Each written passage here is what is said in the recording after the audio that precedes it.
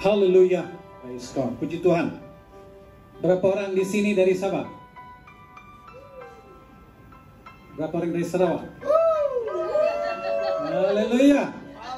Oh, ramai orang Sarawak di sini ya. Siapa dari Indonesia? Alright, ada juga. Oke, praise God. Amen, amen, amen. Saya dan istri saya sungguh bersuka hati, amen. Malam ini saya mau bagi satu cerita. 30 tahun dulu ya, saya ada pergi ke daerah Sepitang. Siapa dari daerah Sepitang? Ada satu kampung namanya Maligan. Kamu tahu gak? Saya pergi sana makan buah tarap, sedap sekali. So 30 tahun sebelum ini saya pergi buat pelayanan di sana. Masa itu umur saya dalam 20-an saja. Saya betul-betul cinta orang Sabah. Amen. Karena mereka betul-betul baik hati, lemah lembut, like macam you all. So saya betul-betul memuji kepada Tuhan, berterima kasih kepada Tuhan untuk kesempatan malam ini. Haleluya. Praise God. Oke, mari sama-sama kita berdoa. Haleluya. Bapa kami di surga, dimuliakan namamu. Haleluya. Tuhan, namamu besar, besar di seluruh bangsa-bangsa. Malam ini Tuhan, kami berdoa untuk jemaat di sini. Haleluya. Di gereja community keluarga Kuala Lumpur, Tuhan, urapi, jamah jemaat di sini. Dalam nama Yesus kita berdoa. Amin. Semasa kita membuat puji syukur, saya berasa dalam rohani. Oke, sekarang saya perlukan semua orang tune you punya radio, tune kepada rohani. Jangan tune kepada apa yang akan terjadi selepas ini ya. Untuk 1 jam ini ya, kita tune kepada rohani. Kita tune kepada surga, boleh tak? Tune, jangan TikTok, jangan Facebook, semua tak mau. Kita mau lihat surga, boleh tak? Karena kalau kamu tidak ada fokus, kita tidak boleh dengar apa Tuhan mau bicara. Kita perlu tune kan, amin, tune.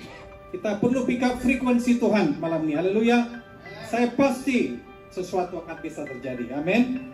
Saya mau buat, satu kesaksian sebelum saya berkata kepada kamu apa yang saya feel semasa kita buat pujian tadi. Semasa saya pergi di sekolah teologi, seringkali pada hari Minggu kita perlu membuat pelayanan di gereja-gereja. Satu hari di tahun saya ingat 2000. So saya sudah buat pelayanan di Kuala Lumpur. Lepas tu saya balik ke Seremban, naik motosikal, kapcai. Anybody with kapcai dulu? Satu zaman ada kapcai kan? So kita naik kapcai. Saya kena aksiden lah. Oke. Tetapi setiap kali saya mengambil motosikal dan saya pergi either untuk pelayanan atau balik ke sekolah teologi, banyak kali tayar saya pancit. Berapa orang di sini pernah mengalami? Kan? So saya mau beritakan kepada setiap jemaat di sini bahwa semasa kita gelisah, Tuhan bersama kita. Kan? Katakan amin. Ramai orang di sini gelisah. Itu saya feel di dalam rohani saya. Ramai orang di sini jemaat. Saya profetik ya. Saya masuk dan membuat pelayanan dalam profetik ya.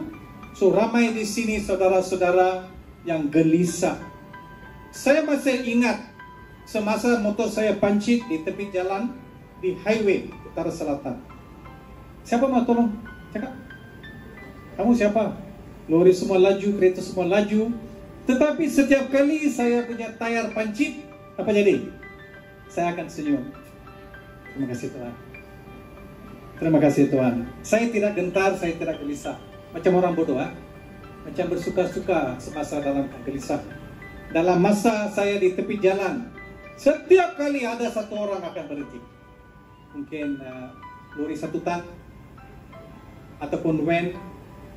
Ada kalinya mereka bawa saya pergi ke workshop. So saya mau meyakinkan saudara di sini, jangan gelisah. Gelisah kita mesti ada gelisah. Kamu duduk di sini, tinggal di dunia ini, dari hari ini sampai kamu jumpa Yesus di surga, kita mesti ada gelisah. Gelisah adalah part and parcel of our life. Jangan katakan amin. Kita tidak mau gelisah, tetapi gelisah memang akan bisa terjadi. Tetapi apa reaksi kita? Apa reaksi kita semasa kita gelisah? Kita perlu ada keyakinan. Katakan keyakinan. Keyakinan. Macam orang bodoh tahu. Saya akan di tepi jalan. Saya sudah pancit.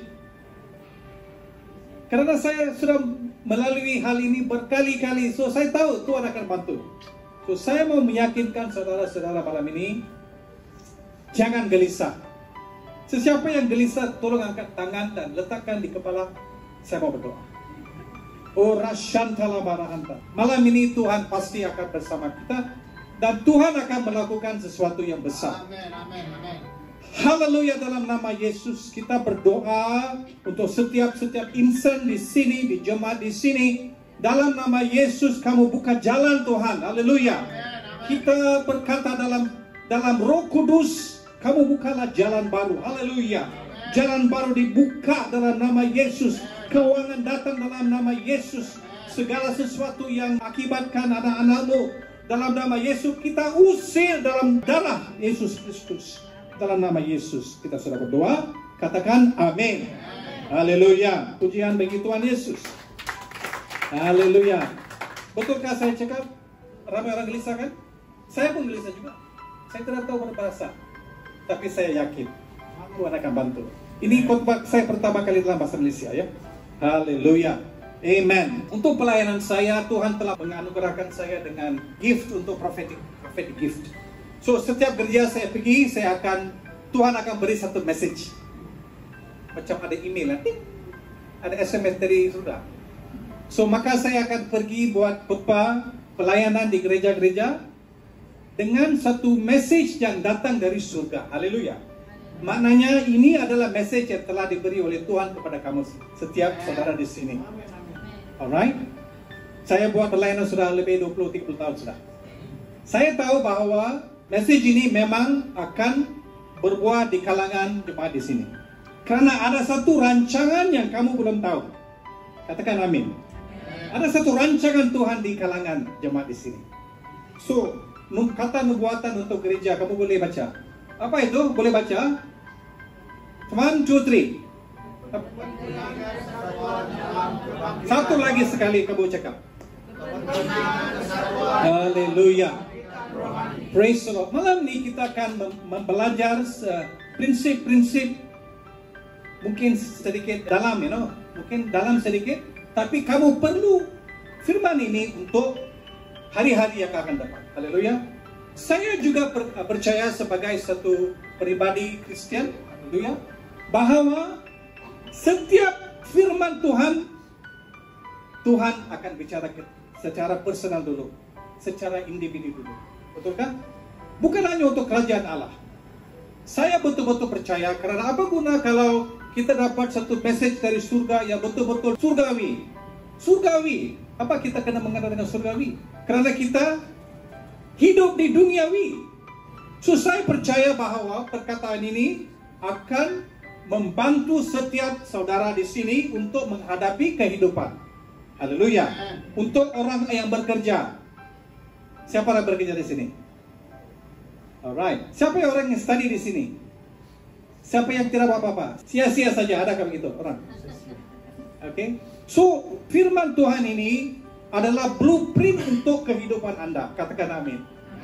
Yes. Selepas firman Tuhan berbuah di dalam diri kita. Amen. Firman Tuhan mesti berbuah di mana? Di diri kita dulu. Menghasilkan buahnya. Then, only then, Tuhan akan propel kita, mengajak kita untuk bekerja di ladangnya. Katakan amin. Berapa orang pernah bekerja di ladang dulu? Sebagai petani, pesawat. Saudara-saudara, saya mau berkatakan bahwa Tuhan telah memilih gereja ini dan saudara-saudara di sini seperti Yesus Kristus telah chosen. Tuhan telah memilih gereja-gerejanya untuk melaksanakan satu amanat. Satu saja amanat Tuhan. Apa itu amanat Tuhan? Di kitab Matius pasal 28 ayat 19. Apa dia kata?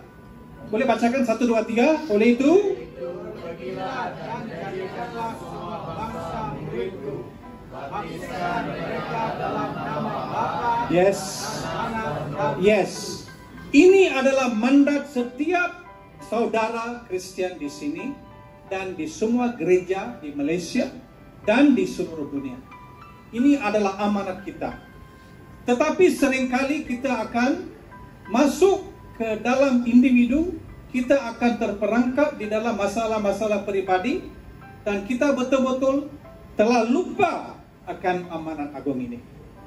Tapi saya bersuka cita kerana kita ada satu pendeta yang betul-betul merindukan hati Tuhan, Pak Habib. Amen. Dia betul-betul merindukan jiwa.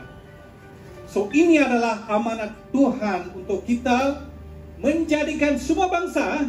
Addressnya di mana? Kamu di Sri Damansara. Di mana tempat itu semua bangsa? Boleh cakap kah? Di mana itu? Hah? Kota Damansara?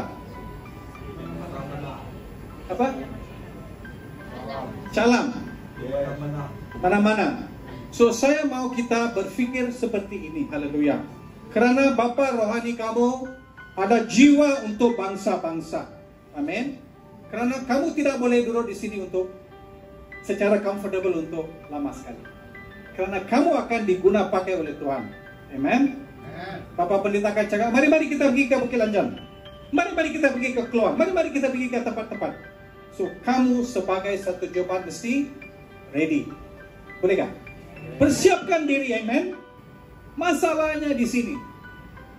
Untuk mereka yang buat perladangan, kita tahu bahwa ada masanya tua yang begitu banyak. Betul kan? Macam sekarang 2025, 2025, tidak orang mau kerja di sawah. Okay, ramai orang. So, Tuhan berkata bahwa tua yang memang banyak. Tetapi mata kita tidak tengok itu, tak? Tetapi apa? Pekerjaannya sedikit. Alright. Untuk melaksanakan halal ini ialah untuk gereja di sini nomor satu, kita perlu buat apa? Bersatu. Lihat di kanan kiri. Kamu suka buka dia kah? Tak suka dia punya rambut kah? Untuk kita menjayakan hasrat di hati Tuhan, kita nomor satu mesti apa? Kita perlu bersatu. Alright. Berapa keluarga di sini yang tidak bersatu? Di dalam keluarga ada bapa, ada mak, ada ibu, ada datuk, ada nenek. Even di dalam konteks keluarga, betul bukan? Apa tak di gereja Tuhan Yesus? Saya akan mengajar beberapa prinsip yang kamu boleh guna pakai di tempat kamu belajar, di tempat kamu kerja, ataupun untuk sesiapa yang mahu membuat perusahaan di masa depan. Ini adalah prinsip kamu. Haleluya. Dikala saya berkhotbah, Tuhan akan memberi ada satu idea yang akan jatuh. Kamu tangkap ya malam ini. Karena saya pernah melalui. Saya akan cakap satu message, tetapi Tuhan akan membagi satu idea. Satu idea. Mungkin kamu akan lihat macam udang galah. Kenapa ya udang galahnya? Mungkin Tuhan berbicara kepada kamu. Mungkin kamu akan jadi pengusaha. Haleluya. Untuk kita melaksanakan rencana Tuhan, untuk bersatu, nomor satu, kita perlu bersatu di satu tempat dan dalam satu tujuan. Berapa di sini, saudara di sini yang datang untuk memuji Tuhan? Kamu tahukah, di mana-mana pun sekali, di pejabat kerajaan ataupun di masyarakat, semasa masyarakat berkumpul, walaupun mereka berkumpul di satu tempat, tetapi mereka tidak satu tujuan.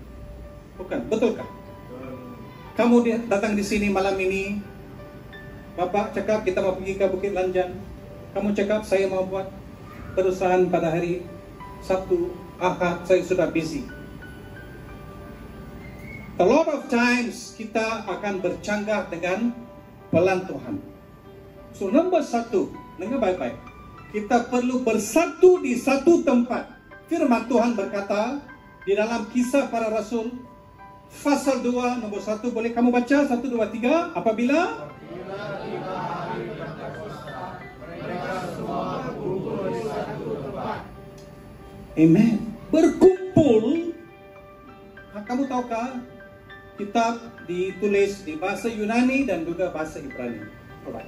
Dalam bahasa Yunani itu perkataan berkumpul maksudnya ialah bersatu hati. Maknanya kamu semua mesti bersatu hati ya. Hati mesti satu, bukan 2, 3. Jiwa mesti apa? Satu lah. Oke? Dan dalam tujuan yang sama, saudara. Haleluya. Amen. Satu tujuan. So, poin yang pertama di sini untuk kita menjalankan hasrat hati Tuhan Yesus. Nomor 2 di sini kita perlu apa? Memelihara kesatuan itu. Amin. Saudara-saudara, kita perlu memelihara kesatuan. Kitab Efesus pasal 4 ayat 3 berkata apa? Dan 1, 2, 3. Berusaha memelihara kesatuan roh dalam ikatan sejahtera. One more time. Berusaha memelihara kesatuan roh dalam ikatan sejahtera. Ada orang kadasan di sini? Kadasan dusun? Siapa? Ada? Tidak ada? Ada bisa itu perkataan proporsional. Pernah dengar itu? Proporsional. Maksudnya kita perlu apa? Satu. Kita perlu ada keharmonian dalaman, you know. Di luar di kita, ya Pak, oke Pak, boleh Pak, no problem Pak. Minggu depan beres Pak, nasi lemak 50 orang, no problem Pak. Tetapi ya, persetujuan kita luaran aja. Kita cakap oke, no problem, yes, oke. Tetapi bukan dari dalaman. Ya, betul kan? Kalau punya bos cakap, oke, kamu buat ini. Oh, pula saya mau buat kerja ini, tapi yes, boleh. So, itulah krisis seorang manusia. So, nomor 2, untuk menjalankan rancangan Tuhan dalam pembangunan rohani kita perlu memelihara, memelihara. Alright, siapa ada itu cat or dog, kucing, anjing di rumah ada? Adakah? So, kita perlu memelihara itu, bukan? Kita ada satu kucing atau anjing ataupun singa agak. So, kita perlu memelihara, So, kesatuan ini kita perlu pelihara. Katakan amin. Kita datang sama-sama duduk di sini. Iblis tidak suka. Okay? So, kita perlu menjaga. Nomor 3. Untuk kita bersatu, kita perlu apa? Berjuang bersama. Katakan, berjuang bersama. Haleluya. Kitab di Filipi berkata, Filipi 1:27. Kamu sebagai warga yang sejajar dengan Injil Kristus, dengan demikian sama aku datang dan melihat ataupun tidak, aku akan mendengar bahwa kamu tetap teguh dalam satu roh dan sehati sejiwa berjuang untuk iman yang berdasarkan Injil. So, perkataan di sana berjuang maknanya kita perlu satu pasukan. Haleluya, kita perlu berjuang sama-sama. Berjuang sama-sama. Di tempoh hari kita tahu apa, sesiapa yang tengok berita luar negeri, kamu tahu apa yang berlaku di utara India. Yes. Kita perlu berjuang sama-sama. Kerana musuh kita satu. Siapa itu musuh kita? Siapa itu? Bukan orang yang di sebelah ya. Bukan, Praise the Lord. Okay, clear? Bagian satu sudah clear. Bagi tepukan kemuliaan kepada Yesus. Sekarang kita pergi ke bagian kedua. Kita sebagai gereja mesti menunggu akan siapa? Siapa yang kenal dengan Roh Kudus? Boleh angkat tangan? Amen. Roh Kudus, Alkitab berkata bahwa Roh Kudus lives. That means dia tinggal, hidup di mana? Dalam kita, dengan kita. Haleluya. So, saya mau bagi tahu dari cerita kisah para rasul pasal 2 berlaku satu kejadian yang betul-betul luar biasa. Di Yerusalem berlaku satu insiden yang di dalam sejarah. So, berkata di sana kisah para rasul pasal 2 ayat 2 berkata bahwa nomor 1, can you read with me 1, 2, 3, tiba-tiba seperti tiupan angin kencang yang memenuhi seluruh rumah tempat mereka duduk. Amin. So saya akan mengajar bagaimana ini akan berlaku. Tapi pokoknya ialah Roh Kudus menyatakan dirinya. Maksudnya kalau kamu bersatu, kalau kamu datang sebagai satu jemaat, sebagai satu gereja, bila kita datang fokus untuk surga, kerajaan surga akan datang, amen. Ini penting untuk kamu. Saya mau beritakan di sini bahwa kalau kamu sebagai satu keluarga dalam Kristus, bila kamu bersatu dan menantikan surga, surga akan datang. Amin. Haleluya. Benda ini adalah benar. Haleluya. Gereja ini akan jadi 1 tahun di bulan Jun. Bagaimana ini bisa terjadi? Gereja ini tidak ada jutawan di sini. Siapa jutawan di sini? Siapa bagi 10.000? Adakah? Indah bukan? Gereja Tuhan. Tuhan panggil pendeta kamu, bapa rohani kamu untuk mendirikan satu gereja. Ada orang yang menjadi pendeta gereja mereka dulu. Istri dengan saya pergi ke satu kampung di Rawang, satu tempat. Gerejanya macam, tapi dia tingkat 1. Punya panas, punya panas berpeluh semua. Ekon dia tak tahu macam mana. Ekon panas lah. Gerejanya sudah lama. Saya ingat mungkin tak tahu 5, 8 tahun, 10 tahun saya tak tahu. Tapi gereja ini indah. Beri pujikan kepada Tuhan Yesus. Kamu boleh tidur kalau kamu tidur sejuk ya. Indah sungguh, haleluya. Ya. So saya mau mengatakan di sini bahwa rancangan Tuhan bisa terjadi untuk mereka yang menantikan. Kamu perlu menantikan. Amen. Praise the Lord. Ini satu berita yang baik kan? Maksudnya untuk mereka-mereka yang belajar. Okay. Untuk mereka-mereka yang tidak tahu matematik, bodoh di dalam sains, ataupun bodoh di dalam accounts, tidak pandai, kurang pandai, ataupun untuk mereka-mereka yang di dalam kerja. Mungkin kamu tidak mahir untuk memandu lori. Bos cakap, mana kamu di sini? Belum sampai. Saya mau katakan di sini bahwa Tuhan akan urapi saudara. Katakan amin. Tuhan akan menganugerahi semua orang di sini. Bukan di gereja aja ya. Semasa kamu penat, semasa kamu tidak ada idea bagaimana saya mau lakukan kerja ini, saya mau beritahu bahwa kalau kita menumbuhkan surga, surga akan turun kepada. Haleluya. Amen. Bagi kita bukan gemuruh kepada Yesus, because ini benar. Haleluya. Tetapi saya mau bertanya di sini, boleh tak satu orang berdiri? 1, 2, 3. Mengapa penting untuk menunggu pencurahan Roh Kudus bagi melaksanakan misi Tuhan? Satu lagi, wanita boleh. Mengapa penting untuk menunggu pencurahan Roh Kudus bagi melaksanakan misi Tuhan? Amin. Saya akan bagi jawabannya. Karena ini adalah hal yang penting untuk gereja di sini. Mengapa pentingnya? Saya akan beritakan kepada kamu. Saya pergi ke Penang. Saya punya kawan di sana, senior pastor di sana. So kita bercakap. Saya kenal dia. So dia cakap kepada saya, George, kamu perlu tunggu di dalam hadirat Tuhan. Dikata dekat saya. Karena saya perlu buat pelayanan pada hari Ahad itu. So dia cakap dengan saya, George, you have to spend time in the presence of God. Dan saya belajar benda baru ini. Bukan saya tidak tahu berbahasa Roh Kudus. Saya tahu di dalam minda saya tahu ya ini salah teori ya, teori saja. Tetapi selepas itu hidup saya memang berubah. Alright, saya akan beritahu setiap pagi for the past 1 month, macam ini. Saya adalah satu pengusaha. Pagi-pagi saya akan bangun dan of course pergi sarapan semua, nanti istri bekerja, dan saya akan duduk, tak buat apa-apa, tapi duduk di hadirat Tuhan. Between 9 and 10, 9 to 11, itu masa yang paling optimum untuk kerja, bukan? Tetapi saya belajar, itu penting. Kamu tahu tak saudara bahwa dikala saya berdoa di dalam bahasa roh, buat macam bodoh aja, duduk aja, sekarang barianda 1 jam, 2 jam, tidak ada produktiviti, bukan? Kamu pergi buatlah satu kerja. Tapi saya belajar untuk berdiri dalam hadirat Tuhan.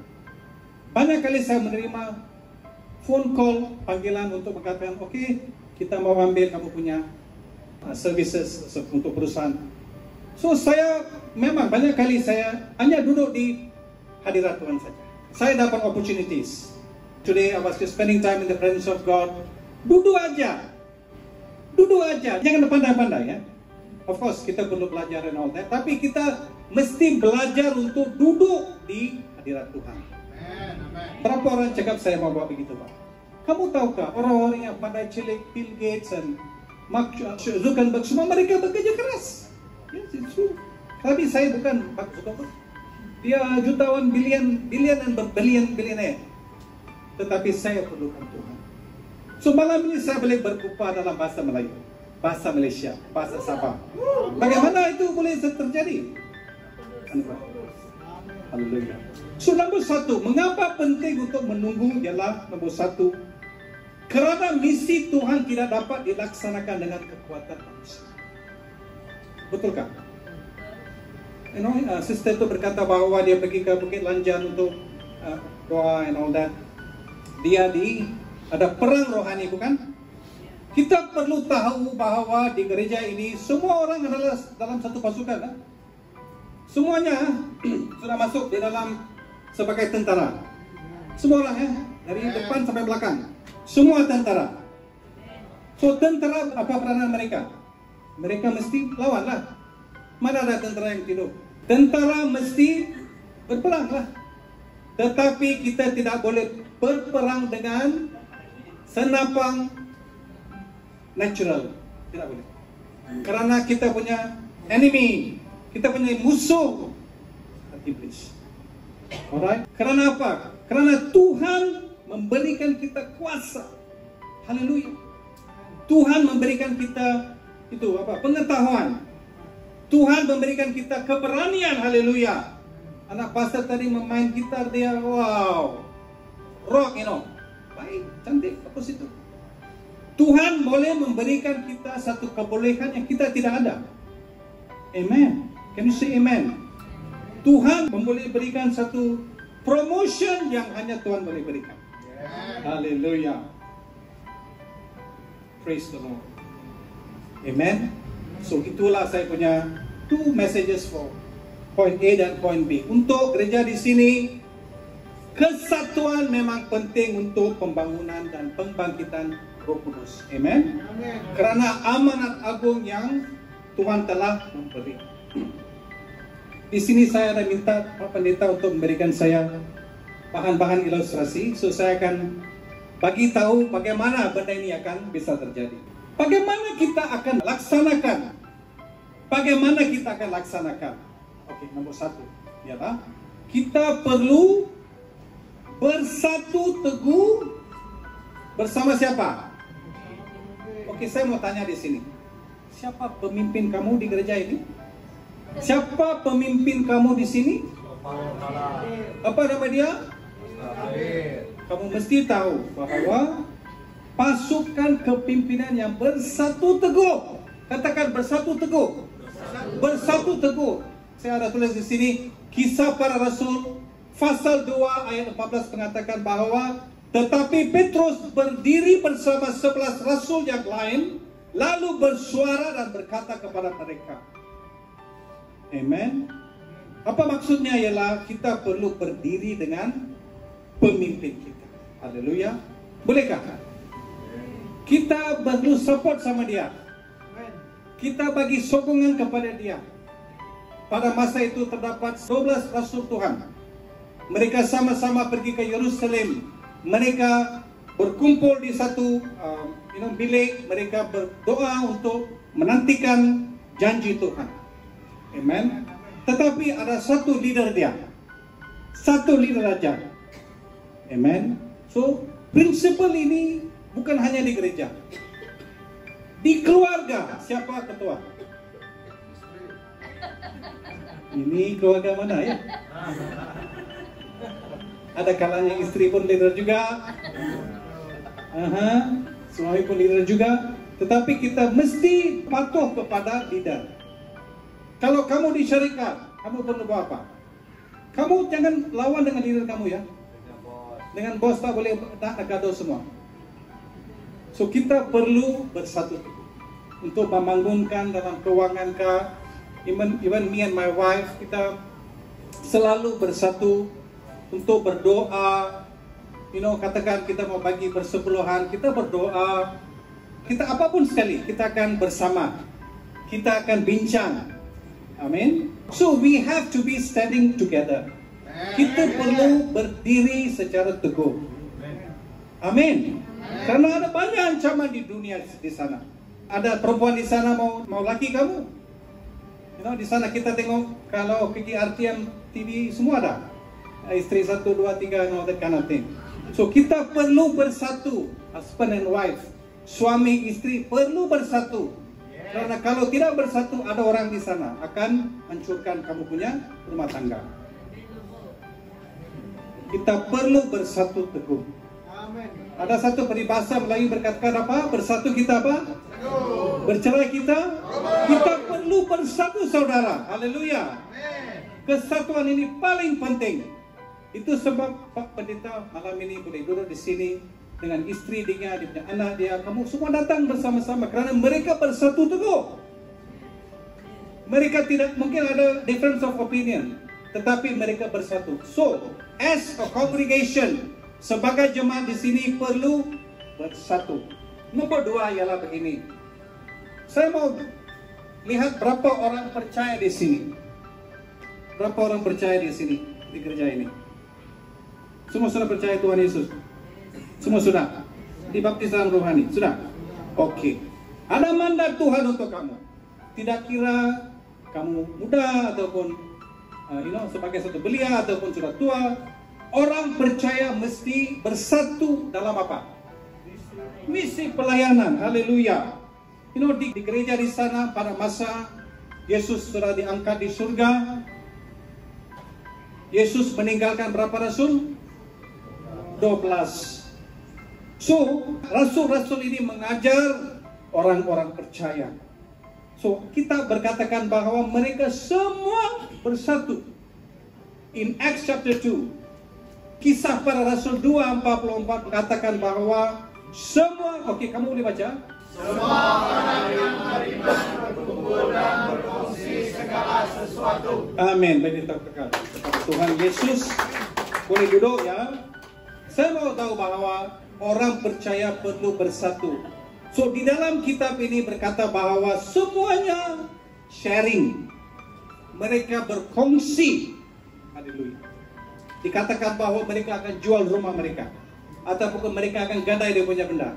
So mereka akan bawa keuangan ke kaki rasul-rasul. Amin. Untuk gereja ini, untuk memenuhkan mandat Tuhan, kita perlu bersatu dalam visi pelayanan. Haleluya. Nomor 3. Ini adalah satu perkara yang betul-betul penting. Betul-betul penting. Karena di gereja di sana, di gereja Korintus ada satu gereja yang paling rohani. Kalau kamu baca di dalam Alkitab, among all the churches, gereja di Korintus dipenuhi oleh Roh Kudus. Semuanya pandai berbahasa roh. Semuanya pandai belaka. Spiritual. Saya ada berapa kamu boleh cakap? Saya boleh cakap lagi lah. Mereka berkompetisi tau. Mereka macam buat pertandingan.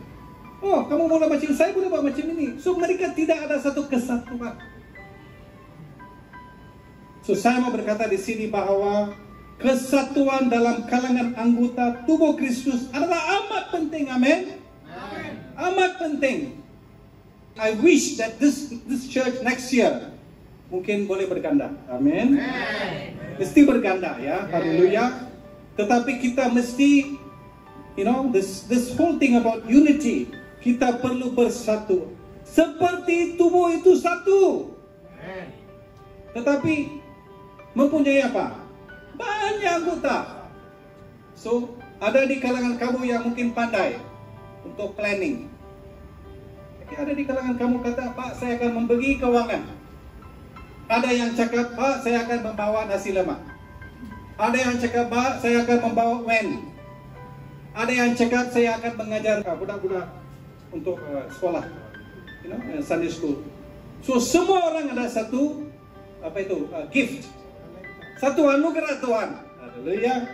So kita perlu ada kesatuan dan amat penting dan tidak boleh abaikan. So don't ever, kita tidak boleh ingat bahwa kita semua akan ada di sini untuk selama-lamanya. Kita tidak boleh cakap begitu. Karena itu iblis akan cakap, oh dia muka tengok muka dia cakap pasal kamu. So kita akan pergi dalam hal-hal itu. Kalau kita bersatu, berapa orang gereja di sini bercakap, yes saya mau bersatu, saya mau tengok tangan kamu. Hasil daripada kesatuan ialah apa? Kalau kita bersatu ialah keupayaan untuk apa? Menyelesaikan. Haleluya. Haleluya. You see, kalau kita bersatu, kita boleh buat apa projek pun sekali. Alkitab bilang di kitab Nehemia pasal 6 ayat 15. Apa dia cakap? Tembok itu pun siap dibina pada hari ke-25 bulan Elul dalam tempoh berapa? 52 hari. Bolehkah begitu? Bolehkah? Boleh? Maka boleh, Pak. Karena ini bukan rumah. Ini adalah tembok. Tembok Yerusalem yang sudah dihancurkan. Kalau kita bina, berapa orang ada pernah bina rumah di kampung? Siapa orang bekerja di dalam kontraktor buat rumah? Berapa hari untuk siapkan satu rumah? 2 tahun kah? Ya mungkin 2 tahun. Kalau renovation mungkin 6 bulan lah, 9 bulan kan. Tetapi di sini semua jemaat bersama dengan Rasul Nehemia. Alright. Karena mereka bersama, mereka bergandeng bahu. Haleluya. Bergandeng bahu. Bergandeng bahu. Saya mau buat kamu angkat you punya neighbors punya hand and just left and right. Kena. Bergandeng bahu boleh tak? Bergandeng bahu. Bergandeng bahu. Haleluya. Kita perlu bergandeng bahu. Amen. Praise the Lord. Haleluya. Amen. So, katakan kita mau buat satu unggun api kan? Kita perlu apa? Kita perlu semua kayu. Betul kan? Kita perlu semua kayu untuk datang di satu tempat, Correct kan? Kamu boleh datang di satu tempat. Okey, tapi apa terjadi ialah tiba-tiba kamu lihat rakan kamu, saya tak suka sama dia. So ambil satu kayu, kamu dengan dia sudah lawan. Ambil you punya kayu. You ambil punya kayu. Kamu pergi sana. Apa jadi? Ada kesatuan kah? Lepas tu you dengan dia sudah lawan. Apa kamu ingat mau besar kah? Ambil satu, ambil balik you punya kayu, keluar di sana. Tetapi kamu bertiga, you come to the front. Tiga orang ini mau membuat anggun api, tetapi tidak boleh. Bolehkah? Tidak boleh. Cannot do it. Amen. So saya mau semua datang balik. Bawa kayu sama-sama. Saya mau bagi letak balik macam itu. So di sini adalah satu contoh. Oh, akan terjatuh semua. Boleh lihat kan? Okey, berikan kemuliaan untuk Yesus. Amen. So ini adalah satu contoh. Kita lihat video di sana kan?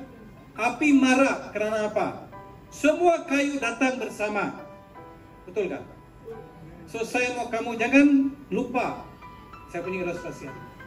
Sama ada di dalam keluarga kamu, mungkin kamu cakap suami istri baru kahwin, baru nikah, Hani saya nak kita mau beli satu rumah. Adakah ada yang sudah nak bernikah? Ada planning bukan? Okey, kita dalam 2 tahun ini atau 5 tahun ini kita akan beli satu rumah. Kan? Kamu mesti berbincang tau. So, kamu perlu bergiat dalam satu tujuan. Amen. Kamu husband and wife, suami istri perlu bergandeng bahu macam tadi. Datang sama-sama. Haleluya. Datang sama-sama, planning satu dengan together. Kerana apa saya cakap cerita ini? Kerana apa tahu? Karena sebagai satu Kristian, bukan sebagai satu pendeta, kita pun pernah pergi ke kelompok-kelompok di beberapa gereja. Kita melihat bahwa suami istri ada bank account sendiri. Suami punya bank account sendiri.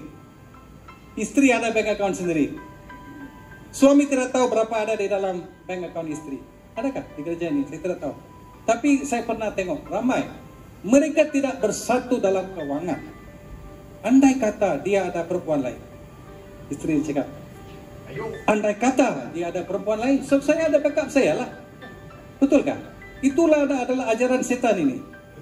Jangan kamu percaya kepada taktik-taktik busuk ini ya. Kerana itu adalah untuk memecahkan kamu punya rumah tangga. Saya dan istri saya, sejak kita nikah, jadi evangelis, sampai sekarang.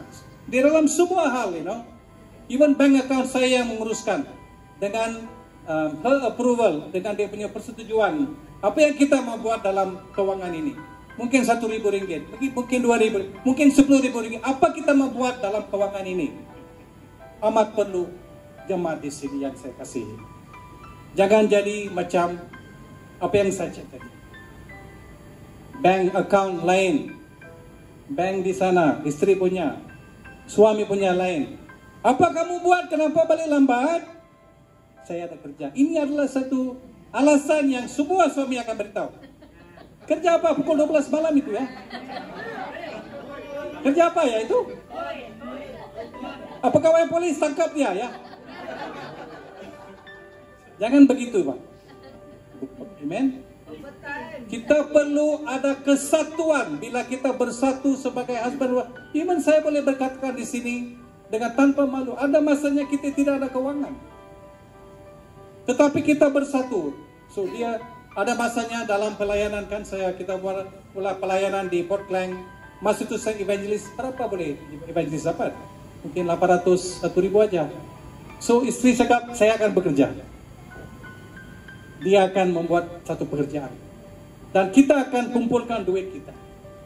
Sampai kita pun pergi ke daerah Shalom, kita ambil kereta pergi sana, kita mau beri rumah. Masa itu kita masih muda. Sudah 20 tahun kita nikah.